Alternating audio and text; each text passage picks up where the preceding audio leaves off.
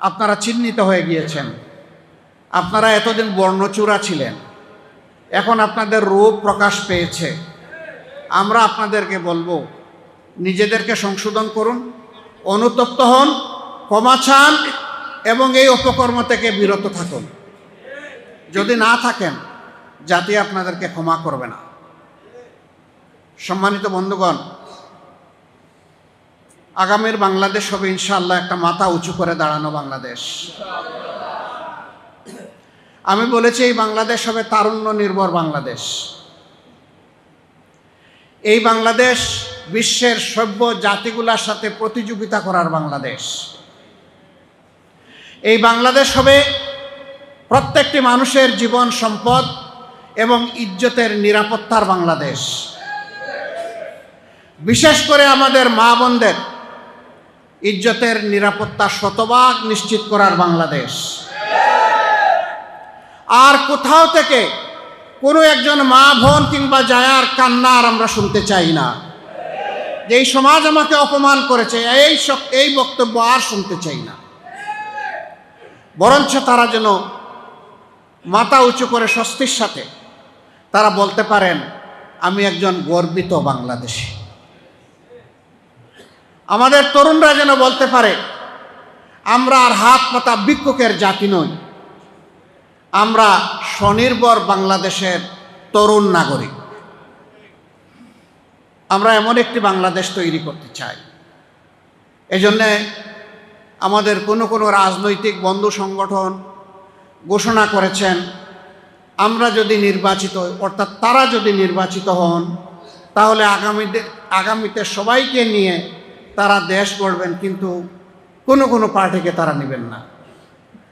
আমরা তাদেরকে সুসংবাদ দিচ্ছি, আমরা জাতিকে সুসংবাদ দিচ্ছি, যেই জাতি একটা ঐক্যবদ্ধ জাতি চায়। আল্লাহ তাআলা যদি আল্লাহ তাআলার মেহেরবানিতে প্রিয় দেশের জনগণের ভালোবাসায় আমাদেরকে নির্বাচিত করেন, আমরা তাদেরকেও বাদ দিব না, সবাইকে নিয়ে আমরা ইনশাআল্লাহ ঐক্যবদ্ধ জাতি করব। আমরা সরকারে আসার জন্য তাদেরকে আহ্বান জানাবো, আসো। আমরা চাই সবাই যার যার জায়গা থেকে সর্বোচ্চ অবদানটা রাখুন, এই জাতিকে নূতন করে কিছু দিন। আমাদের আশা হতো আমাদের বুক ভাঙা জাতিকে আসুন সেই ভাঙ্গা বুক জোড়া লাগিয়ে তাদেরকে সামনের দিকে আমরা মুক্তির আলো দেখাই। শর্ত মাত্র 3টা। আমি প্রথমে 2টা বলেছিলাম, তারপরে আমার তরুণ বিপ্লবী বন্ধুদের আরেকটা পরামর্শকে আমি মনে করেছি ওইটাও যথার্থ। নাম্বার 1, যারাই আমাদের সাথে আসবেন তাদেরকে অঙ্গীকার করতে হবে প্রকাশ্যভাবে জনগণের কাছে তারা নিজে দুর্নীতি করবেন না এবং কোনো ধরনের দুর্নীতিকে প্রশ্রয় দেবেন না। নাম্বার 2, সমাজে সকলের জন্য ন্যায় বিচার নিশ্চিত হবে। কোনো রাজনৈতিক দল কিংবা ব্যক্তি বিচার ব্যবস্থার উপর সামান্য কোনো হস্তক্ষেপ করতে পারবেন না।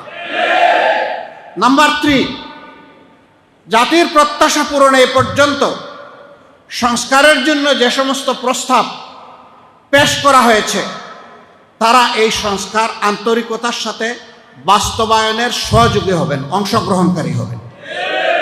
এই 3 বিষয়ে যারা একমত হবেন তাদের জন্য আমাদের দরজা খোলা থাকবে ইনশাআল্লাহ। আমরা জানি না আগামী দিন আল্লাহ তাআলা এই বাংলাদেশ জাতির দায়িত্ব কার হাতে তুলে দেবেন, কারণ আল্লাহ নিজেই ঘোষণা করেছেন, কুলিল্লাহুম্মা মালিকাল মুলক তুতিল মুলকা মান তাশা। এ মহান সৃষ্টি জগতের সব কিছুর বাদশাহী আমার, আমি আল্লাহ। এরপরে সেই আল্লাহ তাআলা বলছেন, তবে দুনিয়ার শৃঙ্খলার জন্যে বিভিন্ন জায়গায় বিভিন্ন জাতি, গোষ্ঠী, ভাষা, বর্ণ আমি তৈরি করেছি। ওই জায়গাগুলোতে আমি ছোট ছোট মুলুকিয়ত দিয়ে থাকি, কর্তৃত্ব দিয়ে থাকি, শাসন ক্ষমতা দিয়ে থাকি। আমি দেই মানুষের কল্যাণের জন্য দেই, সমাজের শৃঙ্খলার জন্য দেই, শান্তির জন্য দেই। তবে এই দায়িত্ব পালনে কেউ যদি ব্যর্থ হয় তারও জেনে রাখা উচিত, তানজিউল মুলকা মিম্মান তাশা। তখন কিন্তু আমি ঝাপটা মেরে সেই দায়িত্ব কেড়ে নিয়ে যাই। একটা দল তারা বুকিং দিয়েছিল ক্ষমতার 2041 সাল পর্যন্ত। তাই না? জেলে ছিলাম। 7 জানুয়ারির নির্বাচনের সময় জেলে ছিলাম। অন্যান্য দলের সিনিয়র নেতৃবৃন্দ একসাথেই ছিলাম। হতাশ, সবাই হতাশ। সবাই বলতেন, ভাই এখন আর শর্ট টার্ম চিন্তা করে হবে না, এখন আমাদেরকে অনেক দূরে চিন্তা করতে হবে। অনেক জীবন দিলাম, লড়াই করলাম, সংগ্রাম করলাম, জেল খাটলাম, কিন্তু কিছু করতে পারলাম না। এখন 41 সালের পরের পরিকল্পনা আমাদেরকে নিতে হবে। আমি বলতাম, ভাই আমার জীবন এতদিন বেঁচে থাকবে আমি আশাও করি না। আমি আমার এই জীবনে আল্লাহর কাছে এইটুকু আশা করি যে একটা পরিবর্তন দেখতে চাই। সুতরাং আমার কাছে ভাই কোনো 41 নাই, আমার কাছে 24-25 যাই আসবে আলহামদুলিল্লাহ। বলতো এগুলা দুর্বল মনের সান্ত্বনা। আমি বললাম, মন একটা দুর্বল হোক সবল হোক, সান্ত্বনা দেওয়ার জায়গায় একটাই, সেটা হচ্ছেন আল্লাহ রাব্বুল আলামিনের সাহায্য। ওই সাহায্যের দিকে তাকায় থাকবো, যতক্ষণ না আসবে তাকায়েই থাকবো। আলহামদুলিল্লাহ, যদি 24 না হতো আজকের 25-এ এখানে এইভাবে দাঁড়াতে পারতাম না। যদি 24 না হতো, আমরা যারা নির্বাচনের কথা বলছি, নির্বাচনের প্রস্তুতি নিচ্ছি, আমাদের মুখ দিয়ে নির্বাচন নামক কোনো শব্দ বের হতো না। যদি 24 না হতো, আজকে ইলেকশন কমিশনের দায়িত্বপূর্ণ জায়গা থেকে মাননীয় প্রধান নির্বাচন কমিশনার যে বক্তব্য দিয়েছেন, তিনিও এই জায়গায় থাকতেন না। যদি 24 না হতো, বর্তমানে যে ইন্টিরিম গভর্নমেন্ট আছেন, যারা এর দায়িত্ব পালন করছেন, তাদের অনেকেও জেলে থাকতেন। তাদের কেউ কেউ এর আগে জেল কেটেছেন এই ফ্যাসিবাদী সরকারের আমলে। কারো স্বামী কিডন্যাপ হয়েছেন, তারাও আমাদের মতো মজলুম, তাদের প্রতিও আমাদের সম্মানবোধ আছে। যদি এই 24 না হতো, বর্তমানে ফ্যাসিবাদী আমলে যে সমস্ত মানুষকে নির্যাতন করা হয়েছে, অপমান করা হয়েছে, তাদের বিচার চাওয়ারও কোনো পরিবেশ এই দেশে থাকতো না।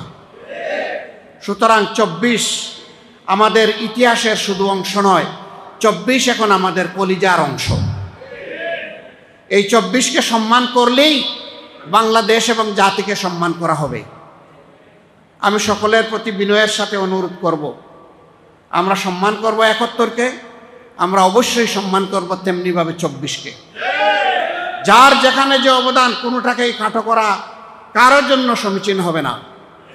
যার যার অবদানকে স্বীকৃতি দিলেই এই দেশে জ্ঞানীরা জন্ম নিবে, বীরের জন্ম হবে। আর যদি অবদানকে অস্বীকার করা হয়, জ্ঞানীর আত্মহত্যা হবে এবং এই দেশে মায়ের কুলে আর বীর জন্মাবে না। এই জন্যে আমরা আমাদের বীরদেরকে গভীর শ্রদ্ধা দিয়েই স্মরণ করে যাব আজীবন ইনশাআল্লাহ।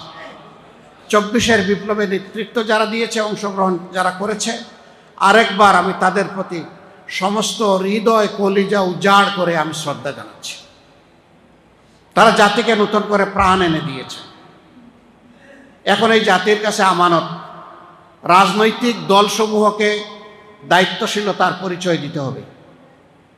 দেশকে ভুলে গিয়ে ব্যক্তিকেন্দ্রিক দলকানা কোনো চিন্তা করলে জাতি আমাদেরকে ক্ষমা করবে না।